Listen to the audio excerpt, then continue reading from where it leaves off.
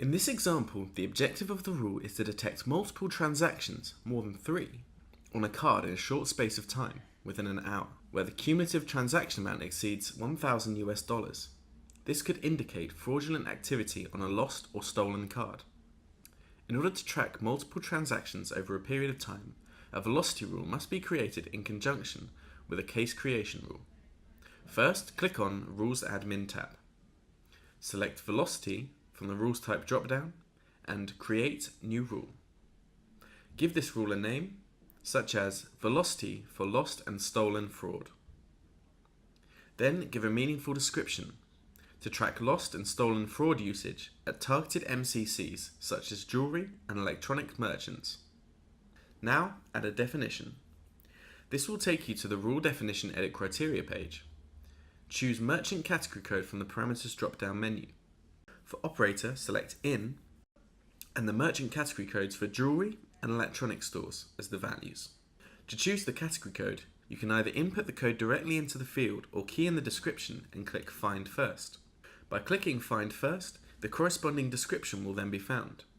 Once you have verified the correct code has been selected, click the Add to Criteria List button. Next, in order to identify card-present transactions, select POS Entry Mode from the Parameters drop-down menu. For operator, select In, and the category codes for magnetic stripe transactions and chip transactions as the values. Once you have verified your selection, click Add and Update. At this stage, you have the option to accumulate the transaction amount in either the cardholder billing amount or the transaction amount. Choose Transaction Amount in US dollars and click Update. The velocity rule is now complete, and so the next step required is to create a case creation rule. To do this, select Case Creation from the Rules Type drop-down and click Create New Rule. Then give this rule a name, for instance, Lost and Stolen at Fraud MCCs. Then give a description to this rule. Generate alert for suspect lost and stolen accounts at fraud targeted MCCs. Now add a definition. Select Merchant Category Codes from the Parameters drop-down menu. For operator, select In, and the category codes for jewelry and electronic stores as the values. Once you have verified that the correct category codes have been selected, click the Add Criteria List button. Next, the parameters to identify card-present transactions. Select POS Entry Mode from the Parameters drop-down menu. For operator, select In, and the category codes for magnetic stripe transactions and chip transactions as the values. To identify multiple suspicious scenarios, use the velocity rules within the optional criteria. Set the parameter as velocity rules followed by a velocity rule, velocity for lost and stolen fraud. For operator and value, select occurred within 1 hour, with the transaction count more than 3 and the transaction amount as more than $2,000. Once complete, add to the criteria list.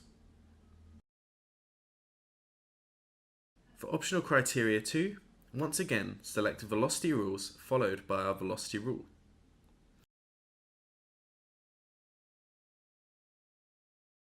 For operator and values, select occurred within 1 hour with the transaction amount more than $1,000. Once complete, click on Add and Update. Next, select the processing options. For action, select Create Case and Timeframe as always.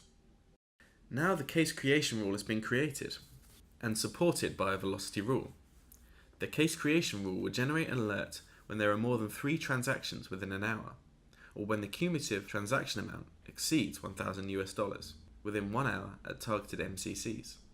With this combination of velocity and case creation rules, you can detect high-frequency suspicious transaction activity at targeted MCCs that indicate a possible misuse.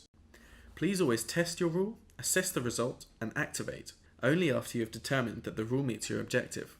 Rule activation will follow a batch cycle, where activation takes place every 15 minutes from the top of the hour.